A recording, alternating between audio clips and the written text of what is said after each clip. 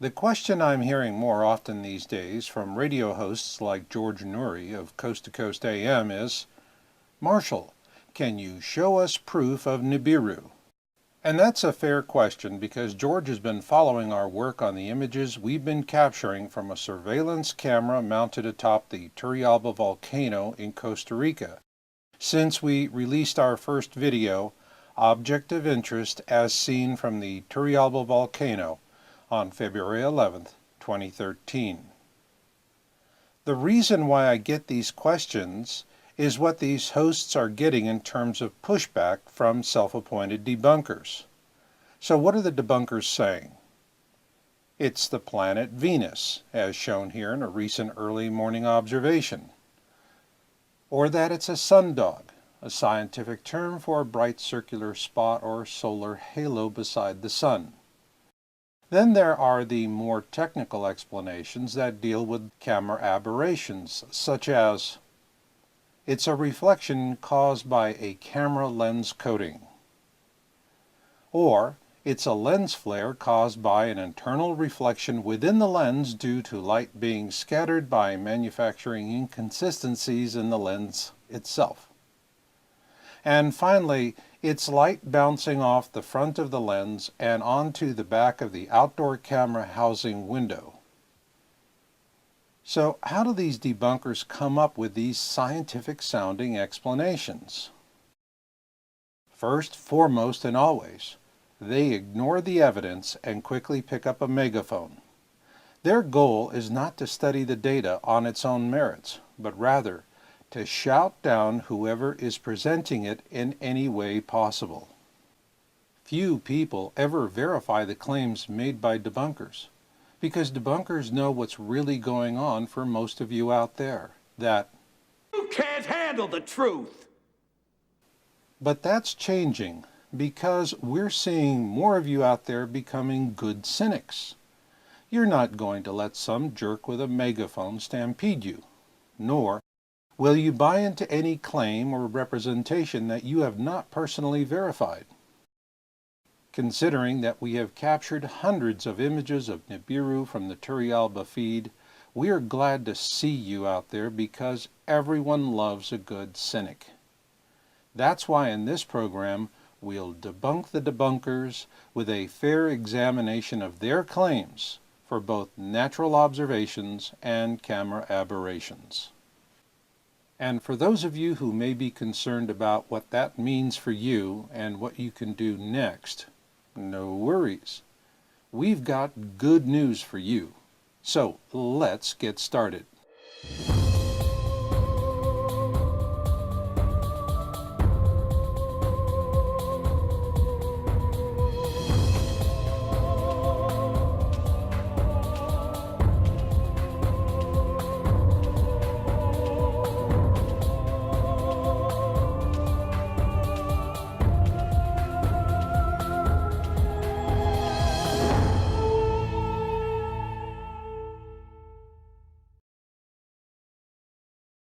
A popular term in the public lexicon these days is sundogs, and this started back in 2003 when paid disinformationalists learned that the poor resolution and imaging systems of these early camera cell phones could be used to create bogus sundog images. They then used social programming to make the term sundog a trigger word, so that when folks hear it, their brains stop working. This social programming campaign ended after Apple brought out the first iPhone in 2007, due to the superior imaging capabilities of modern smartphones. However, the social programming trigger was already well entrenched by that time. So with that in mind, let's compare actual sundogs with actual images from Turrialba. Here you see an actual sundog to the left, and to the right, images from 3 different surveillance camera systems at Turrialba. Sundogs are natural observations, which means you can see what your camera sees. As you look at this series of sundog images, compare them with the Turrialba images, and you'll see no evidence of sundogs.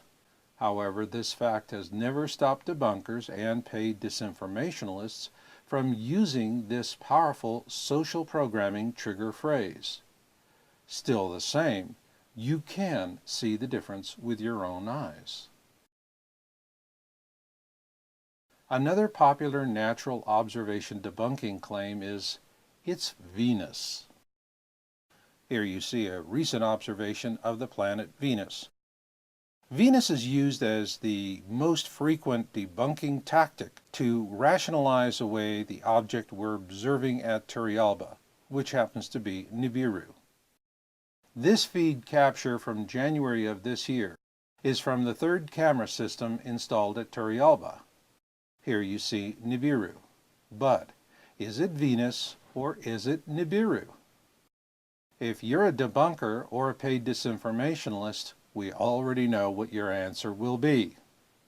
However, for you good cynics out there, here is all the information you need to vet our observation. To the left, you see the time zone, elevation, and coordinates. And in the upper left-hand corner of every image displayed on the Turrialba feed is a date and time stamp.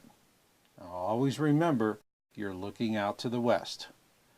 So, to vet this observation, enter the data into a sky program such as Stellarium, and here is what you'll see. That Venus is not in the field of view. And in fact, you can perform this same test with every Turrialba feed image of Nibiru we've ever posted. So if we're mistaking Nibiru for Venus, our own government, let alone any honest 5th grader, could have easily debunked us. But that is not how our government responded. On June 8, 2014, we released our video Planet X 101, Nibiru Nearing. And on June 12th, the United States government responded. They had the camera at Turrialba pointed downward at the ground so that we could no longer use the feed to observe Nibiru. This is not truth, folks. It's just simple, heavy-handed suppression. If you want to understand the full scope of this deception and why these disinformation tactics are being employed, please read our article, It's Time to Look Up, at yowza.com, YOWUSA.com. With that in mind, let's move on to the next debunking category, camera aberrations.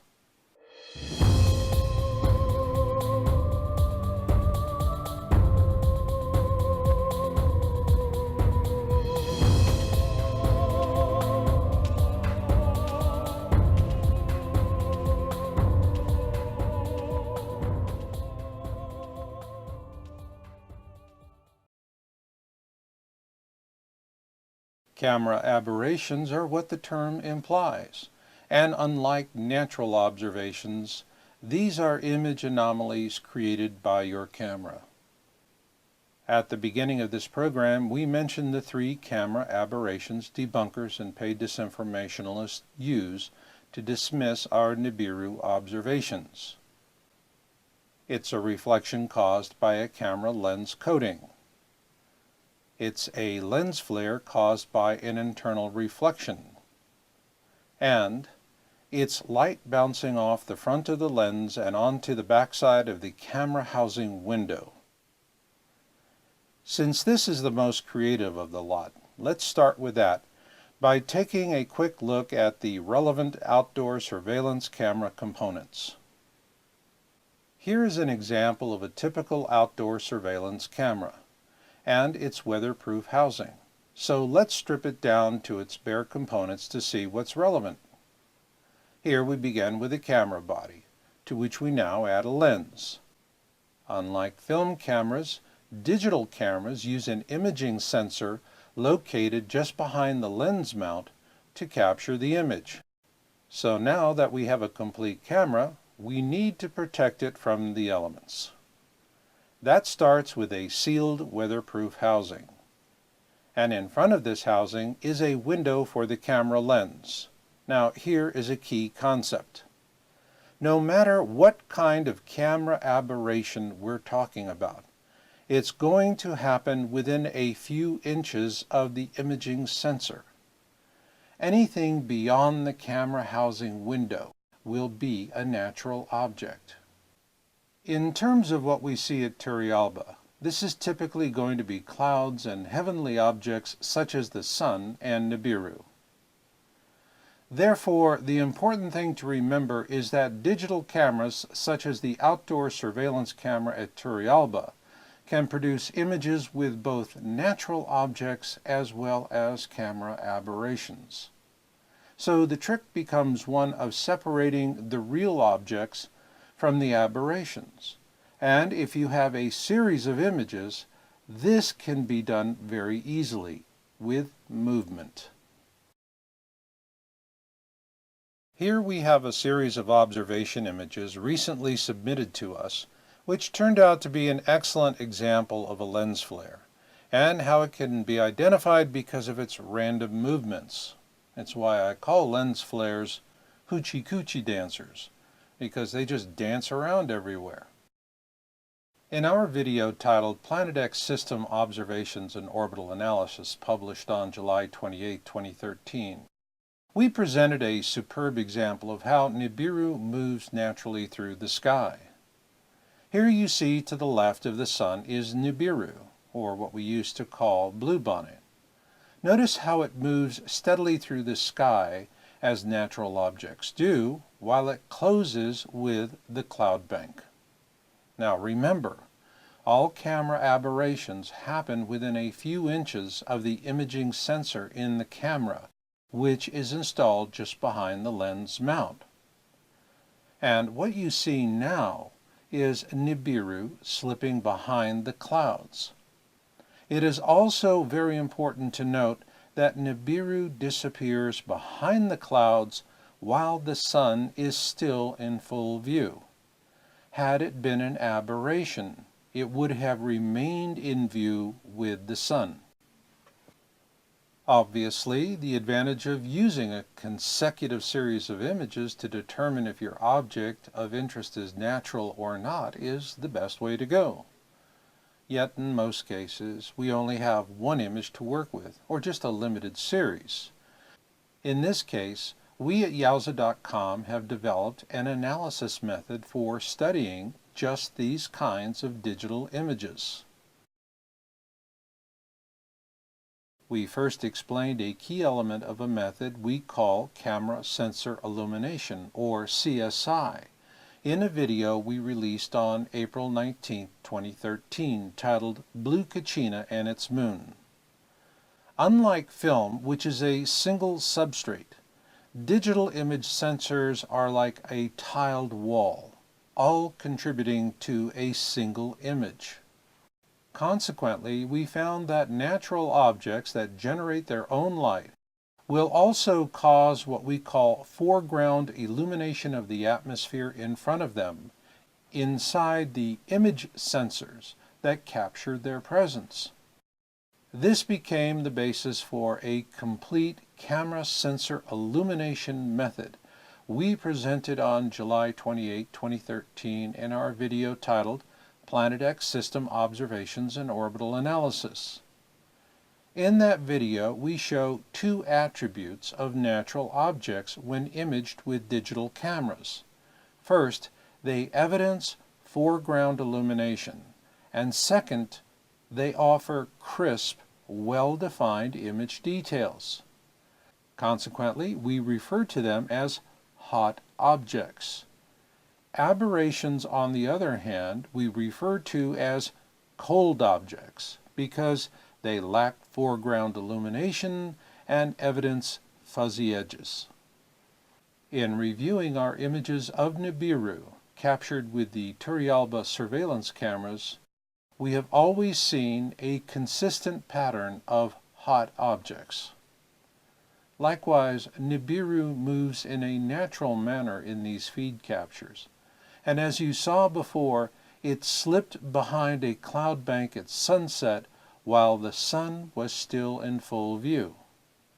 So, are we asking you to believe that the images we have been reporting for all this time are in fact Nibiru? No.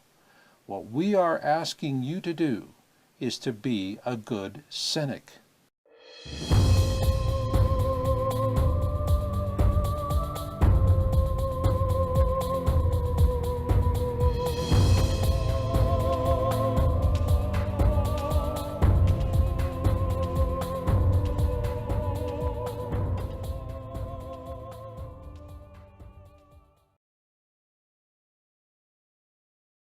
If you are new to this topic, you're no doubt wondering how much time you will need to invest to gain a mastery of it. Unfortunately, with so much disinformation out there to sort through, it can take as much as 3 years to gain a satisfying mastery of the topic. This is why we created the Planet X 101 series. The first 4 episodes in this series literally compress 3 years of independent study into just 3 hours of instruction. Complete these 4 episodes and you will have a satisfying mastery of the topic. Who, what, when, where, why, and how is the best place to start, because it is designed to give you a solid foundation upon which you can build from. From there, Deep Impact shows you the most immediate concern with a Planet X system flyby, namely a deep impact event that will devastate coastal cities with a massive wall of water, such as that depicted in the movie Deep Impact. Then you'll be ready for Nibiru nearing. This is the episode that prompted the United States government to render the surveillance camera feed at Turrialba useless for the purpose of observing Nibiru. And then you'll be ready for the next video, Pole shift, and the big what if question. How will it happen? Also in this video, you'll see documented proof that our government has in fact admitted to the existence of Planet X and that we live in a binary star system. Once you've completed this series of instruction, you'll be ready to take action. If you're ready to become a part of the solution, visit yowza.com, that's YOWUSA.com, and read It's Time to Look Up. In that article, we ask you to begin looking up at the sky, and we show you how to make a verifiable observation report. The rules are simple. You must make a naked eye observation, sending us a picture your friend took, or something that you found after looking at an image you had captured with your camera is of no value to us. Next, send us the raw image file from the camera, and please note, it needs to have a minimum resolution of 8 megapixels in order for us to conduct a proper camera sensor illumination analysis. And most importantly, you must come forward. We do not publish anonymous reports. You must give us a telephonic interview to explain what you have observed, and then give us your permission to publish that interview along with your real name and the city or general location in which you made the observation. So if you feel that you've seen Nibiru in the sky, contact us at info@yowza.com with your report. And remember, you must look before sunset and to the west. And I'll leave it on that note. So until the next time we meet, remember Marshall's motto: destiny comes to those who listen and fate finds the rest. So learn what you can learn, do what you can do, and never give up hope. This is Marshall, and I'll catch you on the backside.